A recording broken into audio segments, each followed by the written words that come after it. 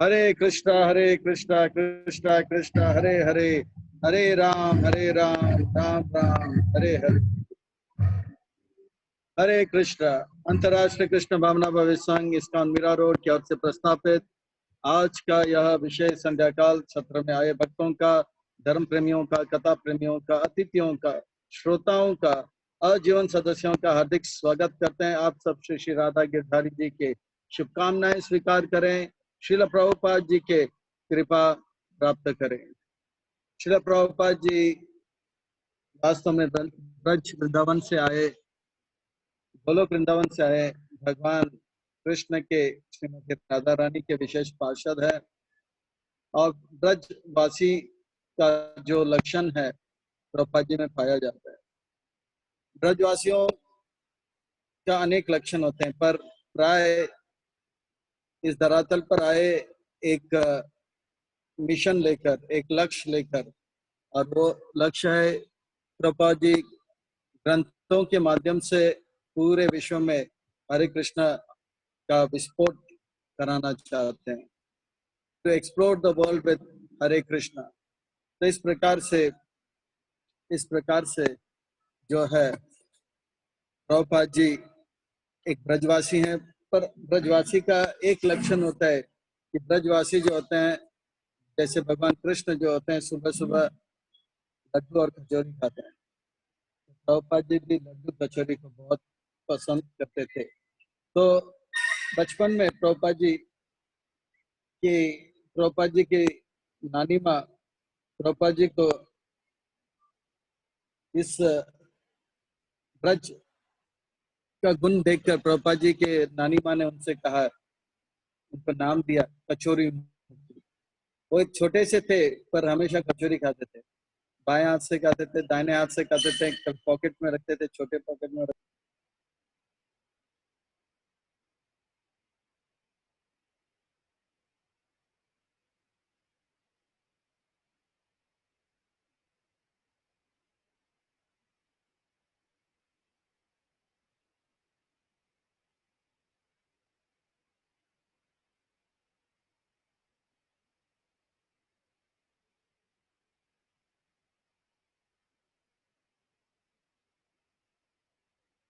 नहीं है।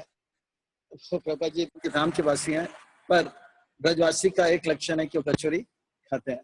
तो प्रभुपाद जी खूब कचौरी खाते थे। बचपन में वो खेलने जाते थे, बाजू को खेल कर खत्म होता था तो रास्ते में बहुत सारे ठेला वाले होते थे, अलग अलग चीज, फल बेचता था, कोई सब्जी बेचता था, कोई तरकारी बेचता था, और एक जगह पे गरम गरम कचौरी बेचता था। तो प्रभुपाद जी एकदम वो कचौरी वाले के ठेला के सामने खड़ा हो जाता था और एकदम से गुर गुर के दिखता था, ये गरम गरम कचौरी निकाल रहा है। और प्रभुपाद जी सब अच्छे से आता है, गुर गुर के दिख रहा है। कचौरी वाला उनको देख रहा है, फिर फिर देख रहा है, फिर बाद में प्रभुपाद जी के मुंह में पानी आ रहा है तो उससे रहा नहीं गया, बोला बेटा कचौरी खा के जा। तो इस प्रकार से एक कचौरी लिया, फिर से देख रहा है, वो मुंह में रख दिया, फिर बोला और एक ले ले, फिर गया नहीं, फिर दो तीन लेकर फिर प्रभुपाद जी जाते थे। तो प्रभुपाद जी कचौरी बहुत पसंद करते थे। जैसे मैंने पहले भी बताया था, एक बार प्रभुपाद जी अपने घर पे थे, छोटे से थे, उनके पिताजी रोज आते तो सारे बच्चे, उनकी बड़ी बहन, छोटी बहन, सब मिलकर पिताजी को स्वागत करते हैं। उनके पिताजी का दुकान था कपड़े का, गौरमोंडे। तो एक दिन आया तो देखा कि हल्ला गुल्ला होता था। बोला क्या हो गया, अभय किधर है? तो बोला अभय सोया हुआ। बोला इतना जल्दी क्यों सो गया? बोला बहुत उन्होंने उत्पात मचाया। क्यों? उनको मैंने मारा, डांट के पटकार के भेज दिया, वो सो रहा है गुस्से में। क्या बात हुआ? बोला कि रात को कचौरी खाने का जिद कर रहा था, शाम को कचौरी खाने का, तो मैंने मना कर दिया तो बहुत जिद किया, तो मैंने उनको गाल पर दो झपाट, हाँ, झापड़ दे दिया, और इससे वो रूठ कर गया। तो उनके पिताजी ने खुद कचौरी बनाया रात को, और भूख लगाया, और पापा जी को उठाया और बोला बेटा कचौरी खा। तो इस प्रकार से प्रभुपाद जी का कचौरी के साथ जो संबंध है, इससे पता लगता है कि प्रभुपाद जी को बहुत कचौरी पसंद है। जैसे मैंने पहले भी बताया था, 1944 को जब दूसरे महाविश्व युद्ध हो रहा था, तब कलकत्ता में कलकत्ता जर्मन वाले जापान वाले जो जर्मन से मिल गए थे, और जापान से बहुत सारे हवाई जहाज जो है कलकत्ता के ऊपर बमबारी कर रहे थे, कलकत्ता मुंबई खास करके। तब प्रभुपाद जी ने कहा चलो हम सब परिवार सहित मायापुर चलते हैं। तो मायापुर धाम में जाना था, ताकि मायापुर धाम में तो बमबारी नहीं होगा, दुश्मन अगर हमला भी करेगा तो ऐसा जगह पे जहाँ पे हमला करने से बहुत नुकसान हो। तो मायापुर में अगर हमला करेंगे तो भौतिक दृष्टि से कोई वहां पे, अगर मुंबई में हमारे सेंटर, तो फिर बहुत हानि हो जाएगा पूरा भारत को। तो मायापुर चलते हैं। तो उनकी पत्नी ने बोला मैं नहीं जाऊंगी, मैं अपने ही घर पे रहूंगी। तो प्रभा जी अपने बच्चों को भेज दिया मायापुर, और स्वयं रहे थे। और बमबारी चालू था, तो एक रात का बात है, एकदम से पूरा सा सन्नाटा सा हो गया था, एकदम से हवाई जहाज आने का आवाज सुनाई दे रहा था। तो सब डर गए सब। तो प्रभा जी डरे नहीं। प्रभा जी उस वक्त संध्या भोग लगा रहे थे, कचौरी बना रहे थे। तो प्रभा जी सोचा इस वक्त अगर बम गिरे तो मैं भगवान को कचौरी बना रहा हूँ, अगर बम गिरे, बम फूटे, सच बम फूटे अगर इस वक्त, तो मैं भगवत धाम चला जाऊंगा और ये कचौरी भगवान को भगवत धाम में खिलाऊंगा। अगर बम नहीं फूटा तो कचौरी को मैं यही अर्च विग्रह के रूप में भगवान को खिलाऊंगा। दोनों हाथ में लड्डू, मतलब अगर हरे कृष्णा हुआ तो गोलोक धाम में कचौरी, नहीं धाम पे कचौरी। तो इस प्रकार से प्रभुपाद जी पूरा कचौरी के ऊपर प्रभुपाद जी का खास आकर्षण था। तो एक बार अभी एक बार प्रभुपाद जी अमेरिका जब पहली बार गए थे, तो जानकी देवी और मुकुंद, ये प्रभुपाद जी के पहले शिष्यों में से एक है। और मुकुंद प्रभु का और जानकी देवी का जो विवाह है, ये इस्कॉन का सबसे पहला विवाह है। तो स्टोर फ्रंट में, न्यूयॉर्क स्टोर फ्रंट में 22nd एवेन्यू स्टोर फ्रंट में, तो विवाह समारोह का अनुष्ठान था, आयोजन था। तो उसमें सबको बुलाया था, सब तो जानकी की बहन जो सुप्रसिद्ध यमुना देवी है, तब वो भी नया नया आई थी। तब वो आए थे, तो प्रभुपाद जी ने सुबह सुबह ये प्रोग्राम चालू किया, सब बनाना, बहुत कुछ बनाना था। कम से कम 15 आइटम बनाए, उसमें से 14 आइटम प्रभुपाद जी ने बनाया। यमुना देवी को बताया इस प्रकार से मैदा ये करना है, और ये करके आलू का कचौरी बनाते हैं। तो आलू का कचौरी बहुत लोगों के लिए बनाना था, तो यमुना देवी कम से कम 6 से 8 घंटा कचौरी बनाती रही, और प्रभुपाद जी लगभग 3 या 2 घंटे में बाकी 15 आइटम में से 14 आइटम प्रभुपाद जी ने बना दिए। और ये कचौरी बनाती बनाते रही। ये पहली बार वो प्रभुपाद से मिल रही है, क्योंकि उनकी बहन की शादी है और नया नया है, तो प्रभुपाद जी ने उनके सेवा में लगा दिया। तो बनाते बनाते बनाते प्रभुपाद, स्वामी जी उस वक्त प्रभुपाद जी ने बोलते थे, स्वामी जी आ, आ, क्या मैं सिगरेट फूंक सकती हूँ? सिगरेट हाथ में ले ही लिया था, तो प्रभुपाद जी बना रहे थे। तो बोला साइड में जाओ, तो फूंक कर आई, फिर बोला वापस आए, हाथ धो के आ जाओ, फिर वापस कचौरी बनाने लगा। फिर कचौरी बनाते बनाते पानी, उनको बहुत प्यास लग गया। बोला स्वामी जी क्या मैं पानी पी सकते? हाथ में ग्लास तो ले लिया, फिर बोलते स्वामी पी सकते? तो स्वामी जी, प्रभुपाद जी ने बोला ठीक है पी लो और हाथ धो के आ जाओ। तो हाथ धो के फिर बाद में वो, क्योंकि किचन में बहुत तेल और ये सब चल रहा था, तेल या घी से बन रहा था, तो उन्हें पाश्चात्य देश के, तो उन्होंने छोटा सा स्कर्ट पहना था और टी शर्ट ऐसा लिखे, तो उनको पसीना भी आ रहा था बहुत। तो स्वामी जी ऐसे ऐसे करके मुझे बहुत पसीना आ रहा है कि, तो प्रभा जी ने अरे अरे अरे हाथ धो क्या। तो इस प्रकार से प्रभा जी ने उस फीस्ट में यमुना देवी कहते थे कि प्रभा जी से उन्होंने बहुत कुछ कुकिंग सीखा, पर सबसे पहला कुकिंग जो है कचौरी बनाना सीखा। और कचौरी बनाना सबसे कठिन है, क्योंकि कचौरी बनाने में समय लगता है, और जो उसको तवा में डालते हैं तो उसको गर्म होने के और कड़क होने में बहुत टाइम लगता है। ये सबसे कठिन काम प्रभुपाद जी ने मुझे दिया, और 14 आइटम्स प्रभुपाद जी ने बना दिया। तो ये सब बनाया, पर उन्होंने बताया कि प्रभुपाद जी बहुत सहनशील थे, वो मुझे बता रहे थे। प्रभुपाद जी फिर बताया, जब भी हम भगवान के लिए भोग बना रहे हैं तो हम अपने इंद्रियों के बारे में ना सोचें, हम अपने कृष्ण के तृप्ति के बारे में सोचें, अपने बारे में बिल्कुल विचार नहीं करें। और जब कुकिंग करते हैं, अपना प्यास लगी है, भूख लगी है, ये सब विचार त्याग करके भगवान के इंद्र तृप्ति के लिए, भगवान को प्रसन्न करने का पूरा विचार करके कुकिंग करना चाहिए। तो इस प्रकार से यमुना देवी कह रहे कि पहली बार मैं प्रभुपाद जी से मिले, स्वामी जी से मिले, उन्होंने मुझे दो शिक्षा दिया। एक बाह्य किस प्रकार से स्वच्छ होना चाहिए, और अंतरंग किस प्रकार के विचार होना चाहिए हमेशा, खास करके कुकिंग के टाइम पर, कि हम अपने हाथ पांव को पहले से धो के रखें, अच्छी तरह से तैयार होकर आए, ना कि उस वक्त प्यास लगी है ये। उस वक्त हमारे जो भी इच्छाएं हैं शारीरिक, उसे भूलकर भगवान के लिए। पर उस सभा में सबको कचौरी भी खिलाया गया था। तो अमेरिका में प्रभुपाद जी का प्रचार चालू हो गया था। तब एक बार प्रभुपाद जी जो थे, प्रभुपाद जी जो थे,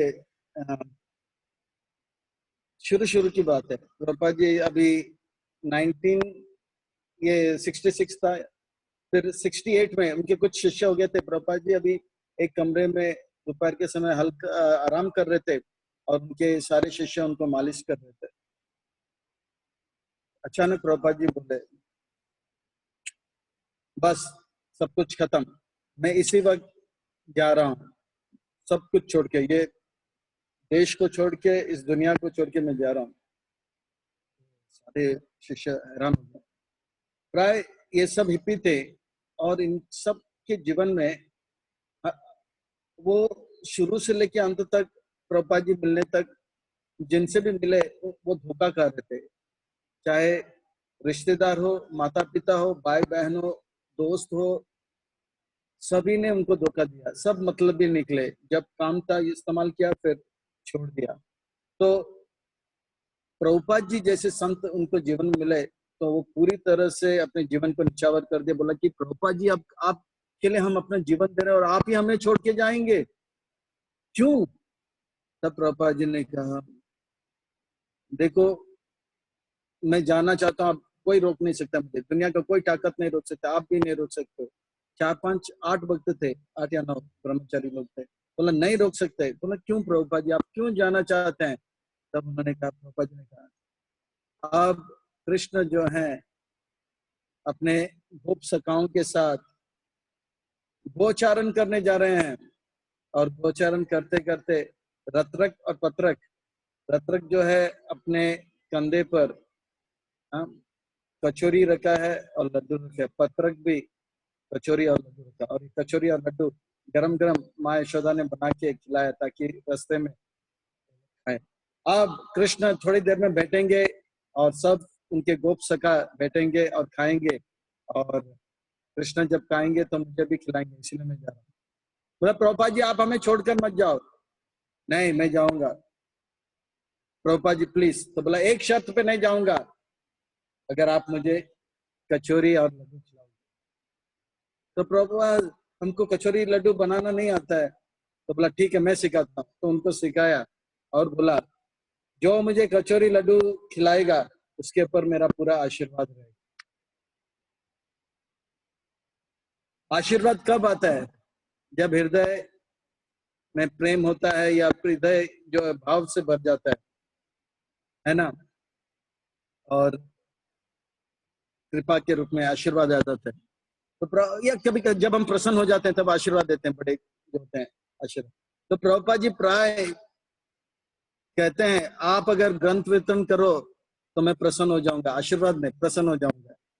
आप अगर अच्छी तरह से ग्रंथ का अध्ययन करो तो मैं प्रसन्न हो जाऊंगा। आप अगर अच्छी तरह से जप करो तो मैं प्रसन्न हो जाऊंगा। आप अच्छी तरह से प्रचार करो तो मैं प्रसन्न हो जाऊंगा। ये चार चीज में बहुत मेहनत लगता है, पर कचोरी खिलाने में काम मेहनत लगता है। पापा जी प्रसन्न तो प्रसन्न आशीर्वाद भी दे देंगे। तो ये कचोरी खिलाना एक खास करके जिन लोगों को जल्दी से जल्दी प्रभुपाद जी का आशीर्वाद चाहिए तो जल्दी से जल्दी प्रभुपाद जी के लड्डू कचोरी खिलाया। तो प्रभुपाद जी कहा कि ठीक है ठीक है, तो उन्होंने सिखाया सब भक्तों को कचोरी कैसे बनाना है और खिलाना है। फिर प्रभुपाद जी एक बार 1974 में एरोप्लेन से एक जगह से दूसरे जगह जाना था, तो उनके शिष्या ने 20 कचोरी बनाया था। फ्लाइट शाम का था, तो रात का था फ्लाइट, नहीं शायद दोपहर का फ्लाइट था। दोपहर का फ्लाइट था तो कचोरी बनाया था। बोला प्रभुपाद जी 20 कचोरी है, अभी के लिए थोड़ा आप खा सकते हो, बाकी फ्लाइट में खा सकते हो। प्रभुपाद जी ने रख दो। तो फिर वापस आके देखा एक भी कचोरी नहीं। बोला प्रभुपाद जी कचोरी कहाँ गए? बोला कचोरी सब मैंने खा लिया। अरे वो आपका फ्लाइट के लिए आधा था, तो कोई बात नहीं फिर से बना। तो फिर से बना, 20 के 20 कचोरी खा गया। बोलो फिर फ्लाइट में एक्स्ट्रा खाए। तो एक बार मुंबई में प्रभुपाद जी थे कि तो एक भक्त प्रभुपाद जी को शाम के समय कचोरी बनाए थे, कम से कम 20 कचोरी बनाए थे। तो प्रभुपाद जी ने उसमें से 8-10 खा गया और 12 बोला कि कल सुबह खाऊंगा, कल मैं सुबह खाऊंगा, जो संभाल के रखना, मैं कल सुबह खाऊंगा। कचोरी 1-2 दिन तक रहता है, तो बोला मैं कल सुबह खाऊंगा। तो बोला ठीक है कोई बात नहीं। तो इतने में किचन में सूत्रकृति प्रभु शायद एक अलग जगह पे रखा। बोला इस जगह पे रखो कचोरी तो चलेगा। तो वो कुकिंग में जो माता जी थे, बोला बोलो यहाँ पे कुछ भी रखेगा उसका हरे कृष्णा हो जाता है, हरि बोल हो जाएगा, फिर मुझे दोष मत देना। तो सूत्रकृति प्रभु बोला ठीक है मैं इसको थोड़ा इधर उधर रख देता हूँ, कोई देखेगा नहीं। फिर बोला अगर गुम हो जाएगा तो मुझे मत कहना। फिर अगले दिन सुबह प्रभुपाद जी बोले मेरा कचोरी चाहिए मुझे। तो फिर सूत्रकृति प्रभु किचन में भागे, वो माता जी वहाँ कुकिंग कर रही थी। बोला कचोरी किधर? जहाँ आपने रखा मान देखो। अरे कचोरी नहीं है, कहाँ पे है कचोरी? तो फिर वो बार बार पूछे थे कचोरी दो कचोरी दो। तो फिर माता जी को जवाब तो मिल नहीं रहा था। बोला बिल्ली ने कचोरी खा गया। तो सूत्रकृति प्रभु प्रभुपाद जी के साथ पास गए और बोला प्रभुपाद जी आपने जो कचोरी रखा था कल सुबह के लिए, वहां पे किचन में बोल रहे कि बिल्ली ने खाया। तो प्रभुपाद जी ने कहा जो कहता है कि बिल्ली ने कचोरी खाया वही कचोरी खाया। तो सूत्रकृति प्रभु भागे और माता जी से बोले, जो प्रभुपाद जी ने बोला जिसने कहा कि बिल्ली ने कचोरी खाया उसने कचोरी। माता जी को बहुत रोना आया। बोला मैं बहुत ईमानदारी से सेवा कर रहा हूँ, मेरे ऊपर आरोप आ रहा है। फिर वो उसका होश जो था वो सोचे कि मेरे ऊपर मेरे स्वामी मेरे गुरुदेव आरोप लगा रहे हैं, मैं अब कैसे जीऊंगी। पर फिर बाद में उनको भगवान ने बुद्धि दिया। बोला जो भी हो, बात यह है कि प्रभुपाद जी को जल्दी से जल्दी कचोरी चाहिए। तो उन्होंने जल्दी से जल्दी मैदा ये वो सब एक कचोरी बनाया। फिर 40 मिनट के बाद जब कचोरी गया तो प्रभुपाद जी 4-5 कचोरी पाए। फिर सूत्रकृति प्रभु को कहा कहना कि कल के कचोरी से आज का कचोरी अच्छा है। तो सूत्रकृति प्रभु भागे माता जी से बोले कल के कचोरी से आज का कचोरी अच्छा था ऐसे कहा। तो वो फिर तो इस प्रकार से प्रभुपाद जी ब्रजवासी हैं। ये ब्रजवासियों को आज भी आप ब्रज में जाओगे, सुबह सुबह आप ठेला में कोई भी दुकान में कचोरी ही देखोगे, कचोरी के साथ चटनी या हरा मिर्ची भी कभी कभी मिल जाता है। तो इस प्रकार से प्रभुपाद जी का एक लीला है। तो मैं कह रहा था प्रभुपाद जी के कचोरी का लीला। तो एक बार प्रभुपाद जी 1967 में 77 में 77 में 1977 में नहीं 1970 में एक बार प्रभुपाद जी बॉम्बे आए थे। 1970 नहीं नहीं 1977 में प्रभुपाद जी ऋषिकेश में थे। और उस वक्त प्रभुपाद जी का शरीर थोड़ा थोड़ा सा कमजोर होते जा रहा था, और खास प्रभुपाद जी को थोड़ा सा बहुत कमजोरी हो रहा था। तब ऋषिकेश के गेस्ट हाउस में एक धर्मशाला में गए थे, और धर्मशाला के दूसरे मंजिल में वो लोग बैठे, प्रभुपाद जी थे। तब नवेंद्र स्वामी जो थे, प्रभुपाद जी से कहा, अगर गंगा जल लेंगे हम लोग गंगा जल लेंगे तो पेट का बीमारी तुरंत दूर हो जाएगा। प्रभुपाद जी तमाल कृष्ण महाराज से कहा, गंगा जल लाइए जल्दी। तो जैसे कहा गंगा जल लाइए, तो तमाल कृष्ण महाराज तुरंत उसी वक्त गमछा पहना, और दूसरे मंजिल से वो धर्मशाला जो था गंगा को तट पर था, और गंगा में, तो वहां से छलांग मारा सीधा गंगा में बाल्टी लेकर, और पूरा गंगा जल लेके आए। फिर प्रभुपाद जी गंगा जल 1 गिलास 2 गिलास पिए, तुरंत उनको अच्छा लगने लगा। तो प्रभुपाद जी ने कहा, अब मेरा शरीर तो अच्छा हो गया, मुझे गरम गरम कचौरी लाओ, गरम गरम जलेबी लाओ, और गरम गरम पूरी लाओ। तो तमाल कृष्ण महाराज भागे। सबसे प्रसिद्ध जो कचौरी का दुकान, पूरी का दुकान, फरसान का दुकान था, वहां से गरम कचौरी, गरम जलेबी और गरम पूरी लेकर आए। फिर प्रभुपाद जी कहा, जब भी पेट का बीमारी होगा तो गरम गरम पूरी में थोड़ा सा नमक डालो, डिसेंट्री यानी जुलाब होगा, गरम गरम पूरी में थोड़ा सा नमक डालो और गरम गरम पूरी खा जाओ, आपका डिसेंट्री खत्म हो जाएगा। तो तमाल कृष्ण महाराज जब भी बॉम्बे या और कहीं पे गर्मी बढ़ जाता है, तब उनको ये होता है, तो गरम पूरी में नमक डाल के खाते थे, तो ठीक हो जाता है। फिर प्रभुपाद जी ने कहा, मुझे जलेबी दो गरम, मेरा गला जो है, गले में खरोश है, या ना गला बोलने में दिक्कत हो रहा है। फिर कहा, गरम जलेबी, ताजा गरम जलेबी अगर खाओगे, गले का जो खरोच है वो जल्दी ठीक हो जाए। अरे ये जलेबी थोड़ा सा ठंडा हो गया, गरम लेके आओ। तो फिर से भागा, गरम गरम लेके आया, गरम गया, तो बोला गरम जलेबी खाने से, और साथ ही साथ कचौरी भी खाया, प्रभुपाद जी का तंदुरुस्ती वापस आ गया। तो इस प्रकार से प्रभुपाद जी ने एक बार ये भी बताया, अगर पेट का बीमारी हो तो ठंडा गुलाब का जल लीजिए, तो पेट का जो बीमारी है वो ठीक हो जाएगा। तो इस प्रकार से प्रभुपाद जी के अभी कचौरी लीला में हम चलते हैं। प्रभुपाद जी 1977 में अभी वृंदावन में आ गए। प्रभुपाद जी बहुत कमजोर हो गए, खाना छोड़ दिया, पीना छोड़ दिया, मुझे लगता है चरणामृत भी नाम के लिए लेते थे, ऐसा हालत हो गया था। और थोड़ा थोड़ा जल लेते थे, यमुना जल थोड़ा सा लेते थे। तब जब प्रभुपाद जी से मिलने, तो मैं एक बात बताना भूल गया। तो प्रभुपाद जी से एक बार मधु ऋषभ स्वामी, ये वृंदावन में थे, मधु ऋषभ स्वामी वृंदावन में आए थे 1975 में, 77 से पहले 97। तो प्रभुपाद जी के कमरे में जब गए, तो वो हैरान हो गए कि प्रभुपाद जी के कमरे में प्रभुपाद जी को देख रहे थे। वो बोले, प्रभुपाद जी सफेद साड़ी में क्या कर रहे हैं? फिर वो हैरान हो गया, प्रभुपाद जी सफेद साड़ी में क्यों है? तो ध्यान से देखा, वो प्रभुपाद जी नहीं, प्रभुपाद जी की छोटी बहन, उनका नाम है पिचिमा। उनके 3 साल छोटी है, छोटे होते हैं, पर वो भी आगे भक्ति सिद्धांत सरस्वती ठाकुर से दीक्षा लिए, उनके गुरु बहन भी लगती है, बहन भी है। तो पिचिमा आए थे, बहुत सालों के बाद वो लोग मिल रहे हैं वृंदावन में पहली बार। तो देखा, अरे एकदम प्रभुपाद जी जैसे लग रहे थे। तो मिलकर प्रभुपाद जी ने बोला, ये मेरी बहन है, अभी बड़े दिन रहेंगे भक्तों के साथ।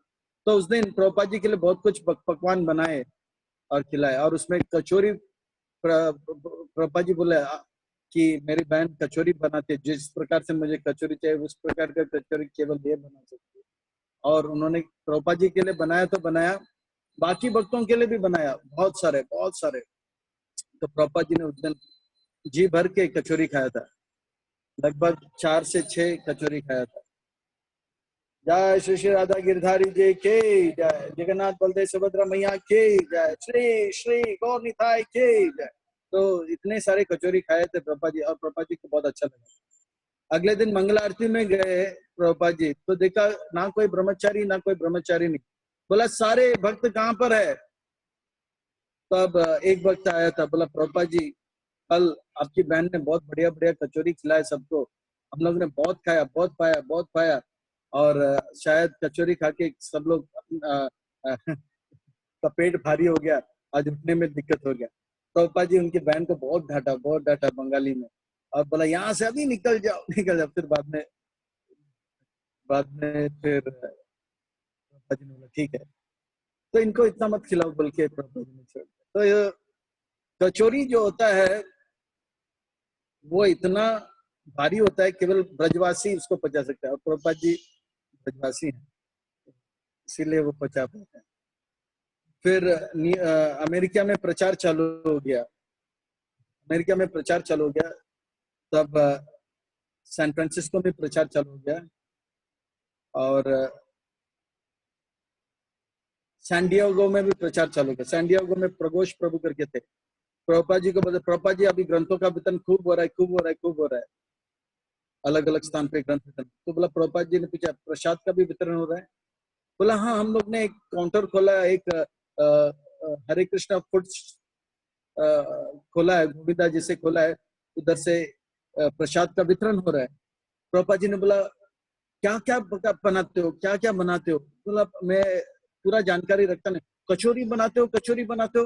प्रभुपाद जी ने बहुत जोर दिया, इसमें कचौरी जरूर बनाओ, ये मांसाहारी लोग अगर कचौरी खाएंगे, ये कचौरी इतना भारी होता है, स्वादिष्ट, और इतना उनके जीवा को पालेगा और उनका पेट को भर देगा कि वो लोग मांस खाना भूलेंगे। कचौरी जरूर खिलाओ, ये मांसाहारियों को कचौरी खिलाओ। तो प्रभुपाद जी बोलते हैं कि इसमें जो मैदा होता है वो एकदम कड़क हो जाता है, और मांसाहारी लोग को भी ठीक कर देगा, मतलब कचौरी से पूरा मांसाहारी लोग जो है का होश ठिकाने में आ जाएगा। इसी प्रकार से एक बार एक व्यक्ति प्रभुपाद जी से मिलने आया था, वो बोला था शराब मुझसे छूट नहीं रहा, वो भक्त नहीं था, शराब मुझसे। तो प्रभुपाद जी ने उनके लिए गुलाब जामुन रखा, बोला खाओ गुलाब जामुन, और उनको एक डब्बा भर के गुलाब जामुन दिया, बोला, और वो गुलाब जामुन खाने लगा। वो बोलता था मुझे रम पीने का बहुत शौक है, मैं रम का जो आदत है उससे छूटना चाहता हूँ। तो प्रभुपाद जी ने बोला गुलाब जामुन खा। तो 2 दिन 3 दिन ऐसे ही गुलाब जामुन खाते गया, जब भी उसको रम खाने का गुलाब जामुन खाता था, तो बोला जैसे मैं गुलाब जामुन खाता और उसका रस पीता, तो मुझे रम पीने का जो चाहत था उतर जाता था, फिर से आता था, फिर से गुलाब जामुन खाता था। तो प्रभुपाद जी ने क्या योजना बनाया इन मांसाहारी और पियकड़ों को ठीक करने के लिए?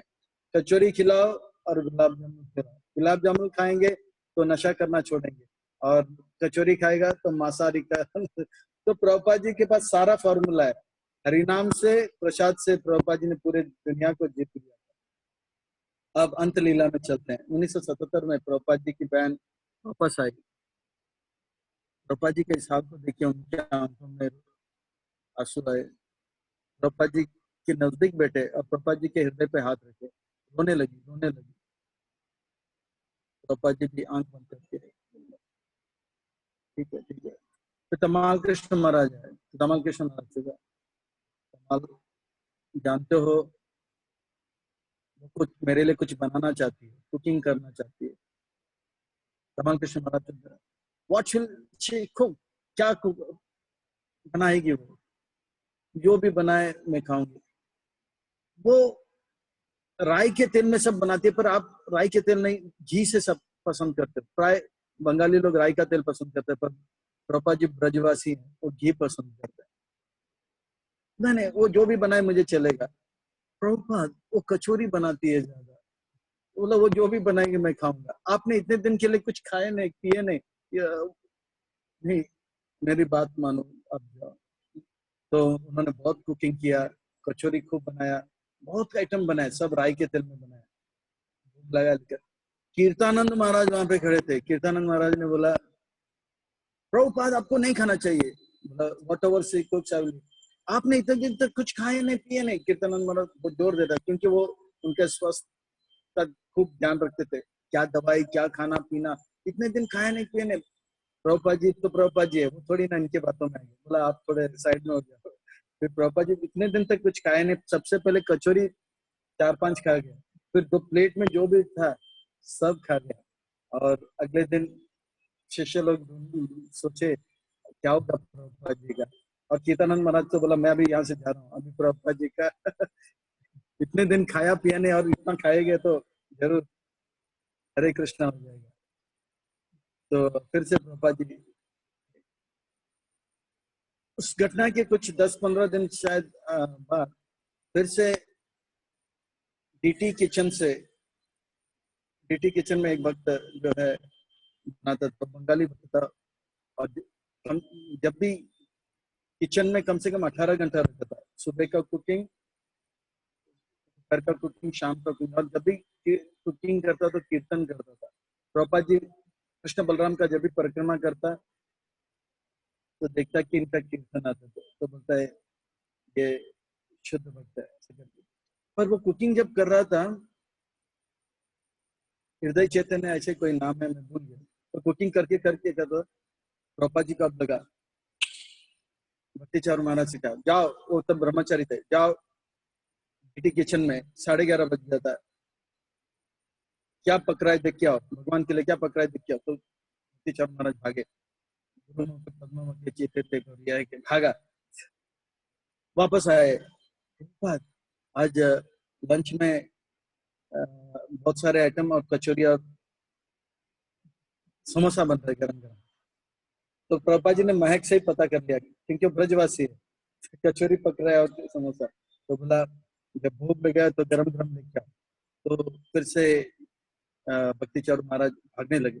तो भक्ति चारू महाराज सीढ़ी से वापस उतर रहे थे, ब्रह्मचारी थे तब, कमाल कृष्ण महाराज, शायद कीर्तनानंद महाराज या भावानंद बसंत सब ऐसे चल के आते। तो ये ब्रह्मचारी बोले क्यों भाग रहे, क्यों भाग रहे, क्या हो गया, क्या हो गया। कुछ प्रभुपाद जी तो ठीक है, ठीक है। तो हाँ प्रभुपाद जी ठीक है, पर प्रभुपाद जी कह रहे हैं उनको गरम गरम समोसा और कचौरी बिल्कुल नहीं लेके जाओगे। इतने दिन से प्रभुपाद जी खाए नहीं पिए नहीं, गरम कचौरी और समोसा खाएंगे तो पेट का क्या हाल होगा, स्वास्थ्य का क्या होगा। उनको पता नहीं प्रभुपाद जी ब्रजवासी, पर जो भी लीला में ऐसा था, तो क्या होगा इनको। तो भक्ति चारू महाराज से रहा नहीं, यहाँ पे गुरु का आज्ञा पालन करना है और यहाँ पे गुरु भाई मना कर रहे हैं, दोनों सही लग रहे हैं, फिर भी वो सोचा इस वक्त मुझे कुछ करना पड़ेगा, ये लोग जाने नहीं दे रहे, तो डॉज करके यहाँ वहां से निकल गया। फिर आते वक्त भक्ति चारू महाराज गरम गरम कचौरी लेकर आए, तो देखा ये लोग फिर से खड़े, तो दूसरा रास्ते से आए और प्रभुपाद जी को चिल्लाए। प्रभुपाद जी सबसे पहले समोसा पे उंगली मारे, तो उसमें से भाप निकला, बोला ये सही है। फिर कचौरी में उंगली मारा तो उससे भी भाप निकला, फिर गरम गरम कचौरी खाए।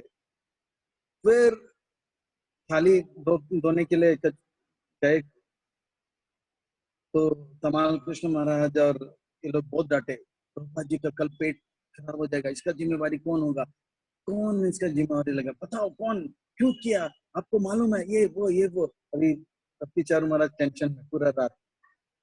अगले दिन सुबह मंगल आरती करने के बाद आया तो देखा प्रभुपाद जी का पेट को हाथ लगा। प्रभुपाद जी का स्वास्थ्य भी अच्छा है, पेट भी अच्छा है, मतलब वो जैसे बीमार अवस्था में थे वैसे ही लग रहे थे, खास कोई शरीर जो है खराब नहीं हुआ। तो इस प्रकार से प्रभुपाद जी बचपन से लेके अंतिम लीला तक, आदि लीला से लेके अंत लीला से मध्य लीला में भी ब्रजवासी का जो अदा निभाए। और ब्रजवासी का एक खासियत होता है, कृष्ण सारे सका कचौरी सुबह सुबह खाते हैं, ब्रजवासी कचौरी खाते हैं, और प्रभुपाद जी ब्रजवासी हैं, वो भी कचौरी और लड्डू खाते हैं। तो इस प्रकार से प्रभुपाद जी अपने जीवन लीला में 11 साल में पूरे विश्व में हरे कृष्ण का विस्फोट किया। पर प्रभुपाद जी भगवान को अर्पित कचौरी लेकर और प्रेरणा लेकर और प्रचार करते थे। हम भी अगर प्रभुपाद जी का आशीर्वाद चाहते हैं, खास करके माता जी लोग थोड़ा कुकिंग सीखें, यूट्यूब में जाएं, अपने इस्कॉन डिजाइटरी में कुकिंग का क्लासेस होता है, सीखिए प्रभुपाद जी को कैसे कचौरी खिलाना है। और प्रभु जी लोग भी जो प्रभुपाद जी का आशीर्वाद चाहते हैं, प्रभुपाद जी के फोटो के सामने कचौरी लगाइए, प्रभुपाद जी अपने फोटो में भी उपस्थित हैं, वो जरूर पाएंगे और आशीर्वाद देंगे। आशीर्वाद देके पूरे विश्व में हरे कृष्ण का विस्फोट कीजिए और प्रभुपाद जी और गुरु को प्रसन्न कीजिए। श्रील प्रभुपाद के निताई गौर हरि प्रेमानंदे। हरे हरि हरे कृष्ण।